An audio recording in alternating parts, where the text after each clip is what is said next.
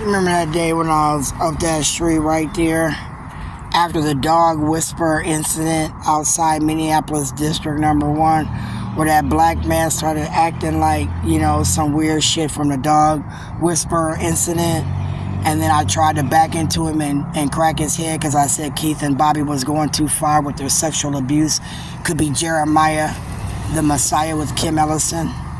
I wasn't quite sure, Ilhan Omar. What I was sure was that Kim Ellison endorsed Keith.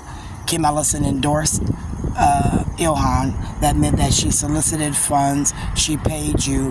That meant that for me, you lobbied people, which could have been that man that was antagonizing me that day.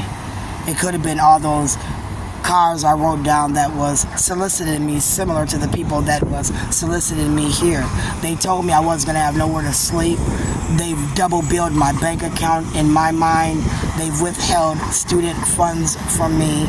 They structured, in my mind, their private professors from Kim's handpicked class where we were going to be on a drug tour, where we were going to be on a sex tour because maybe Mary Johnson Roy, maybe Linda Baker, I'm not quite sure, Libby, Jackie, told these people that, Kim Messin, Cindy Atsat, Laura T. Booth, where you believed them and then you allowed them for 15 to 20 years to abuse me through Barack Obama. From my very first Office of Civil Rights complaint, where I said you were discriminating against me and my children and denying us access to supports and services. And the discrimination has started with my marital status, my religious beliefs, my conscious beliefs to, again, at that time I was a virgin.